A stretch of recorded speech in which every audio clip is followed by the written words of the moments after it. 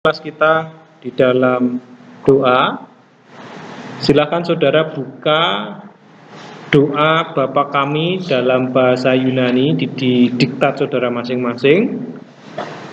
Jika saudara belum menghafal, saudara boleh membaca. Bisa, Seno bisa dibuka diktatnya sendiri ya. Oh ada, sudah. Oke, bagus. Mari kita mengucapkan bersama-sama 1, 2, 3. Pater hemon ho entois ranois, agias teto to honomasu, el teto he basileasu, gene teto to telemasu, haus en uranu kai epikes, ton arton hemon ton efusion dos emin semeron, kai aves emin ta ovelemata hemon, os kai emis ave kamen tois oveletais hemon. Kai me eisenen kes hemas eispirasmon, ala rusai hemas apo tu poneru, hoti su estin he basilea, kai hedunas, kai hedoxa, eis tus aionas. Amin. Terima kasih. Hari ini kita akan mencoba untuk membahas latihan soal menerjemahkan satu kalimat. Karena kemarin kita sudah belajar kata kerja dan kata benda. Nah, tugas kita dalam menerjemahkan itu harus dimulai dengan menganalisa. Menganalisa itu berarti memperhatikan unsur-unsur apa yang ada di dalam kata itu, sehingga terjemahannya nanti bisa benar, bisa lengkap. Nah, karena kemarin kita ingat kata kerja di dalam bahasa Yunani itu punya unsur macam-macam ya. Punya persona atau orang. Orangnya berapa? Orang 1, 2, 3. Punya jumlah, apakah tunggal atau jamak. Lalu punya kala, ya, satu kata kerja ini ya ada orangnya, ada jumlahnya, ada kalanya. Apakah itu kala kini atau kala lampau? Kita baru belajar kala kini saja. Apakah itu aktif atau pasif, ya kan? Apakah harus diterjemahkan di atau me? Nah, itu tergantung analisa kita nanti. Nah, demikian juga kata benda yang kita pelajari kemarin. Kata benda itu punya macam-macam unsur ya. Nah, untuk mempermudah dalam menganalisa kalimat, maka lakukanlah langkah-langkah berikut. Pertama, kita harus apa? Menentukan kata kerja terlebih dahulu. Kalau baca kalimat, cari kata kerja. Gimana kita bisa mencari atau menemukan kata kerja itu? Caranya adalah dengan melihat akhiran ya. Dengan cara melihat akhiran. Kalau saudara belum hafal semua kata kerja atau belum hafal semua kosakata, saudara hafalkan. Kalau di dalam kalimat itu ada akhiran, apa saja? Akhiran yang menandai itu kata kerja, akhiran apa saja? Masih ingat? Hah? Apa saja? O, is, sorry. Oke. O, is, a, omen, et, usin ya. Nah ini betul. O, sorry. O, is, a, omen, et, usi. Ya gitu ya. Atau usin. Kadang-kadang ditulis dengan in, kadang-kadang tidak ya. Kadang-kadang tidak. Oke. Usi atau usin. Oke, kalau jumpa kata yang berakhir itu, maka itulah kata kerjanya. Kalau sudah bertemu dengan kata kerja, buatlah diagram. Nah, ini diagram berguna untuk menentukan SPOK-nya. Apa? Subjek, predikat, objek. Nah, begini ya. Kalau saudara sudah berjumpa dengan kata kerja, buatlah selalu 3 tempat seperti ini dalam satu garis. Tempatkan kata kerjanya di tengah. Wah, ini ketemu. Ya, ketemu. Lalu carilah mana kata benda yang berkasus nominatif. Cari kata benda yang berkasus nominatif. Diamati kata bendanya. Oh, kata benda yang pertama kasusnya nominatif. Cirinya apa kasus nominatif itu? Cirinya apa? Ada ho, he, to, ai, ta. Hoi, ai, ta. Ya. Itu taruh di bagian sini. Nominatif.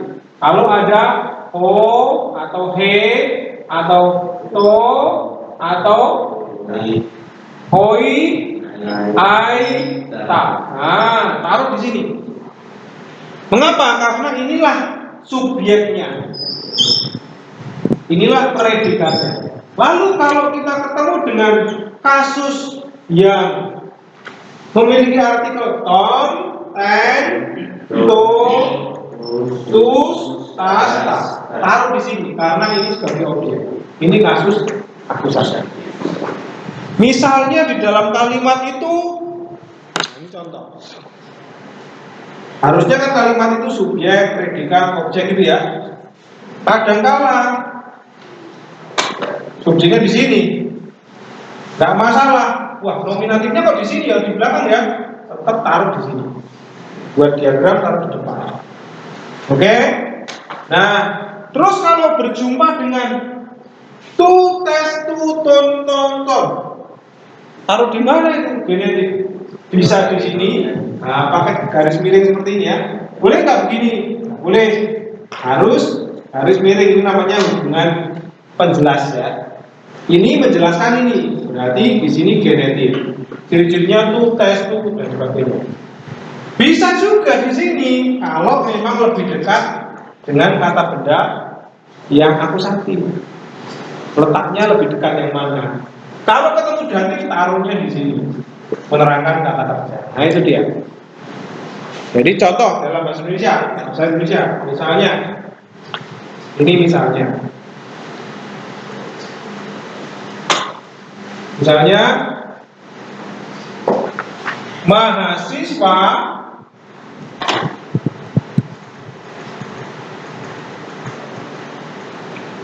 sedang mengerjakan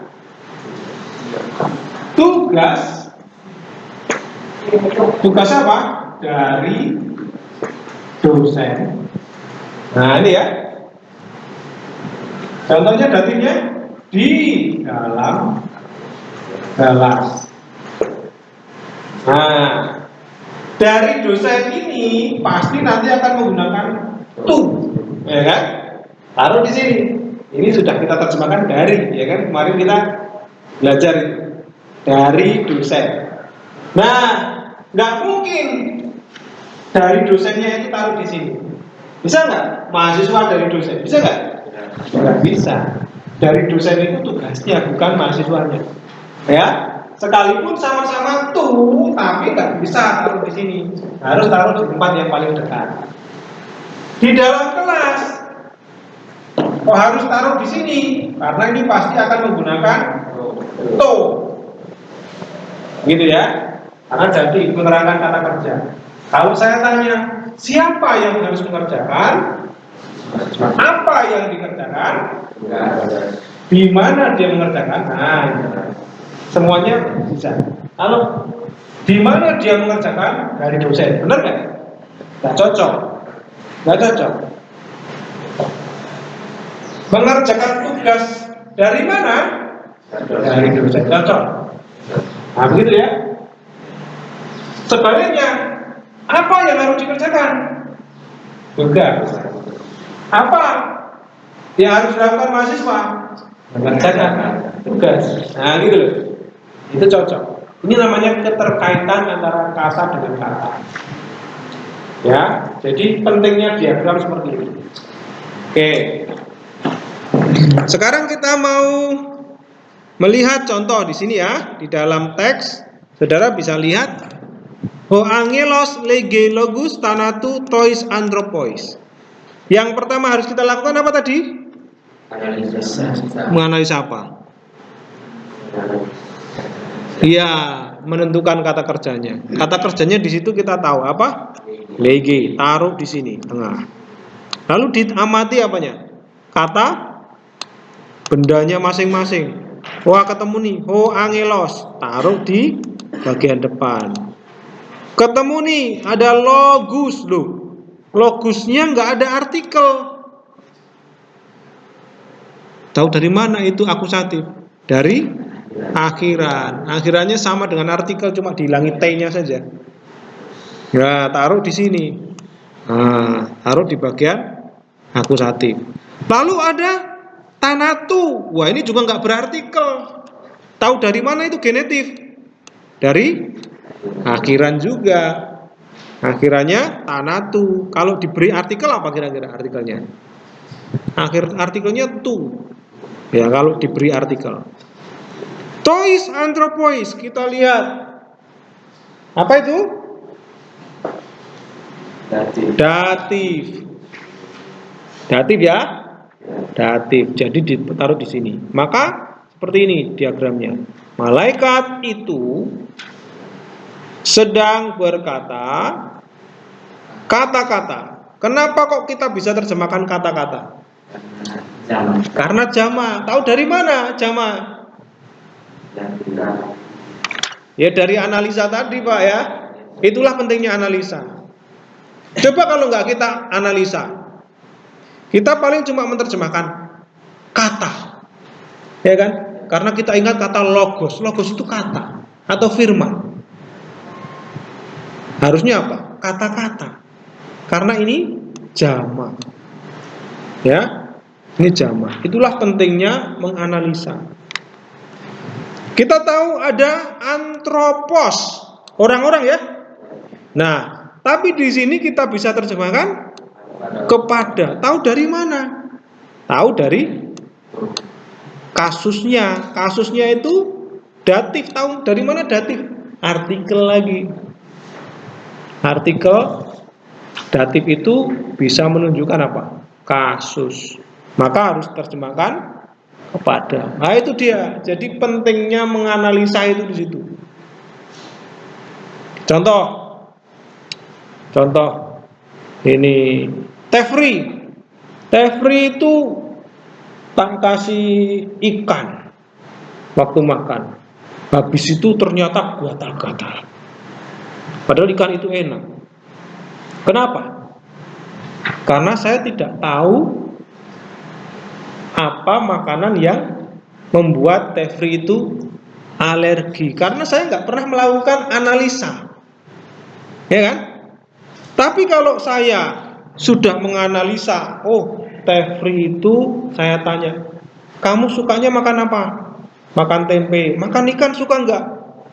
Enggak Pak, kenapa? Karena saya suka gatal. Oh berarti saya tahu. Kalau begitu saya nggak akan kasih ikan. Nah itu ya, pentingnya analisa itu supaya tidak keliru. Jelas ya? Nah, jadi kenapa sih Pak kita menerjemahkan kok harus tahu kasusnya, harus tahu jumlahnya, harus tahu kalanya, ya kan? Harus tahu orang keberapa, ya kan? Apa sih susahnya tinggal menerjemahkan? Saya hafal kok kosakatanya. Saya tahu angelos itu malaikat, saya tahu lege itu berkata, lego ya. Saya tahu logos itu firman, thanatos itu kematian, antropos manusia. Kalau diterjemahkan tanpa analisa, malaikat itu berkata, firman, kematian, manusia. Apakah begitu? Coba kalau nggak dianalisa, tentu saudara akan menerjemahkan malaikat itu sedang berkata, firman, kematian, manusia. Padahal di situ ada kepada, ada tentang. Tahu dari mana? Dari analisa atau parsing. Jelas ya? Nah itulah pentingnya parsing. Oke. Sekarang saya ingin melihat nomor 1, usaha apa yang saudara lakukan? Yang sudah saudara lakukan ya? Semua sudah mengerjakan? Sudah membuat diagram ya? Oke, bagus, saya senang. Silakan nomor 1 maju ke depan. Saya minta ini ditukar dulu spidolnya. Satu orang lari ke Bribka untuk meminta tukar spidol karena spidol ini sudah tidak lagi jelas. Kasih 4 tukar 4 ya. Harus seimbang. Oke. Saya ingin nomor 1. Siapa yang sudah mengerjakan nomor 1? Oke, nomor 1 siapa dulu? Brando. Nomor 2 Pak Justus. Nomor 3 Pak Seno. Nomor 4 Pak Tefri. Dan nomor 5 nanti Pak siapa? Alan ya, Pak Alan. Oke. Semua bisa menggambar di depan. Saya ingin saudara mencoba menggambar ya. Boleh bawa diktatnya ya. Gambar di depan, lalu taruh di mana harus ditaruh. Di situ ya. Lalu di bawahnya ada analisa seperti ini, persis membuat diagram seperti ini. Jelas ya? Oke. Ini karena baru awal saya perlu meminta saudara menulis depan supaya saya tahu bagaimana saudara menulis kata-kata dalam bahasa Yunani. Ya. Kita tunggu spidolnya, lalu kemudian silahkan saudara untuk menuliskan ini.